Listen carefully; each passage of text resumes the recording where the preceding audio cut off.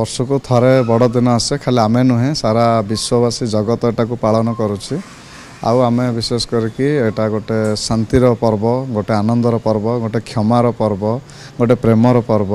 ଆଉ ଯୀଶୁ ଆସିଥିଲେ ସେଇ ଉଦ୍ଦେଶ୍ୟ ନେଇକି ଯେଉଁଟାକି ଆମେ ସେଇ ବିଷୟକୁ ସବୁ ସ୍ମରଣ କରୁଛୁ ଆଉ ଏଇଠାରେ ଆମେ ପ୍ରାର୍ଥନା କରୁଛୁ ଅନ୍ୟମାନେ ବି ସେଇ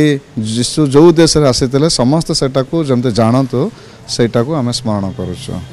ନାଇଁ ଆମକୁ ବହୁତ ଖୁସି ଲାଗିଲା ଯେ ଜଣେ ଫର୍ମର ସିଏମ୍ ଆସିଥିଲେ ଆମକୁ ସ୍ମରଣ କଲେ ଆଉ ଖାଲି ଏଇଠିକି ନାହିଁ ଆଉ ଗୋଟିଏ ଚର୍ଚ୍ଚକୁ ମଧ୍ୟ ଗଲେ ସେଠି ଶୁଭେଚ୍ଛା ବାର୍ତ୍ତା ଦେଲେ ଆଉ ଆମ ଲୋକମାନେ ମଧ୍ୟ ତାଙ୍କୁ ଦେଖିକି ଆମେ ବହୁତ ଖୁସି